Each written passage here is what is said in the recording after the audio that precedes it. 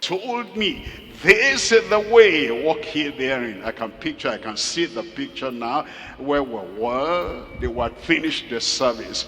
And this person that I preached in a fiery way, in a wonderful way. And I prayed and prayed and soaked in everything.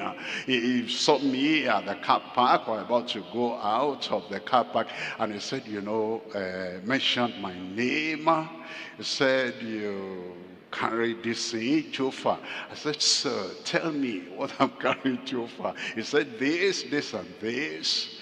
And thank God I had, a retentive memory. I said, sir, this is what you preached at this time. I mentioned the time. I mentioned the subject. I said, this is what you preached.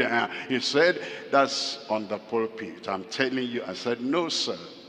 What I hear on the pulpit, final. Any other thing? If we don't have the boldness to tell them, our fathers, when they're kind of digressing and when they're going away, when they're diverting us and diverting themselves away from what they had done before, what they had said before, if we don't have the courage and the presence of mind to say no, this is what you preach, and that's where I'm standing. And when I reminded him of what he preached, and I quoted him, and I said, what you are telling me here, this one is not under inspiration. That one you said over there on the pulpit, that is with inspiration. He kept quiet. He couldn't say anything.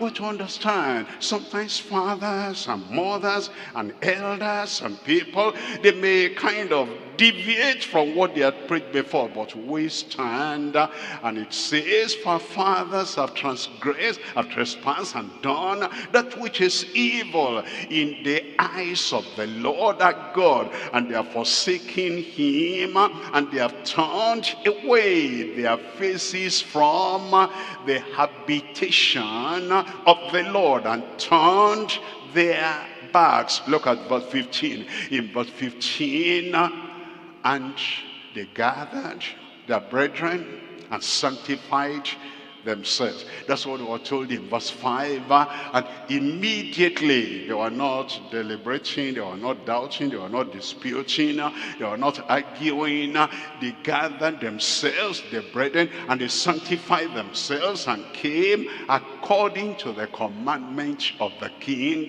by the words of the Lord to cleanse the house of the Lord. To cleanse the house of the Lord. Look at verse 16.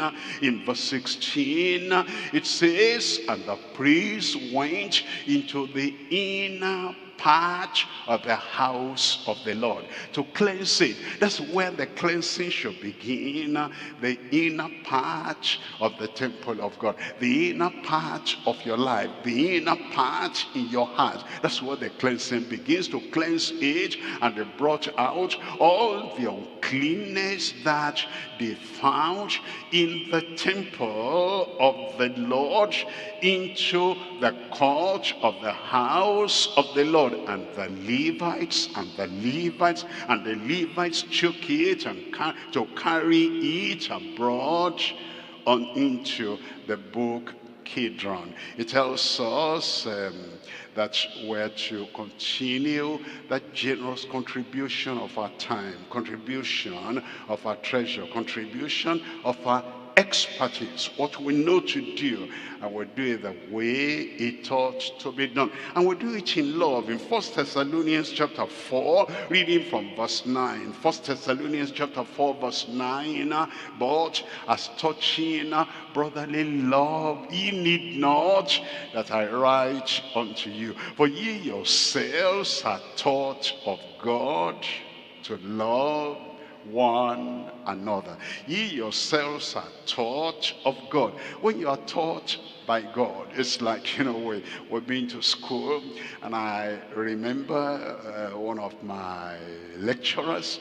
He became later the minister of education, commissioner of education in a state. And he was inspecting schools. And he got to a particular school. And even though he specialized in maths, but, they were teaching chemistry. And he saw the way the teacher was teaching. He said, excuse me, give me that, something. And then he went on the board to teach that same lesson. And those people they knew that's a master in that subject. And when God himself teaches us, we have taught you, and other leaders and teachers have taught you, but when God teaches you that you love one another, the love is so deep in your heart. It's not superficial. It's not hypocritical. It's not, just outward. From the depth of your heart, in all sincerity, when you are taught of God to love one another as he has taught us, then you practice it very well without any of these superficial things. Then in verse 10, and indeed ye do it toward all the brethren which are in all Macedonia. But we beseech you, brethren, that ye increase more and more. It's telling us that this new year we increase more and more. We increase in love, we increase in our contribution, we increase in our consecration, we increase in our dedication, we increase in our absolute surrender unto the Lord. We don't say, good were the old days. Those days we gave to the Lord. Good are the present days. That this present day we give our life, we give everything in total submission, surrender unto the Lord, and we do it more and more with increasing love. We'll come to point number 3 now. Point number 3, we're looking at our consistency with Christ-like loyalty. Our consistency with Christ-like loyalty, no matter what we do, however deep, however high, if there's no loyalty there, it doesn't have any recognition in heaven. No matter what we do, the whole of the city or the church or the country may praise us, may even give us award. But if there's really no loyalty there, it's not recognized by God. Everybody may say, that brother, that sister, he serves a lot, he contributes a lot, but if there's no loyalty there, no honesty there, no transparency there, it does not have any value, any weight in the sight of God. Consistency with Christ-like loyalty and commendable cooperation.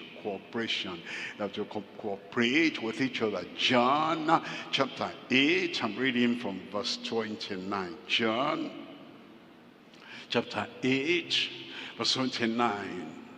And he that sent me is with me. That the consciousness of the presence of God who sent us every time. That's what makes us loyal. That's what makes us honest.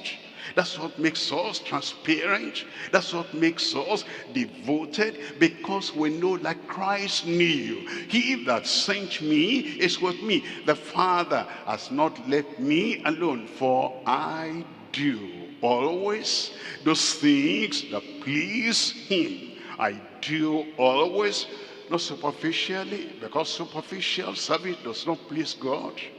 Not for eye service, because people are looking at me. I must say the right thing and do the right thing, and I must not, act in any way that, why is he doing that? Why is she doing that? Not because of them, but because the Father that sent me is always with me, everywhere, anywhere, because I do always those things that please him.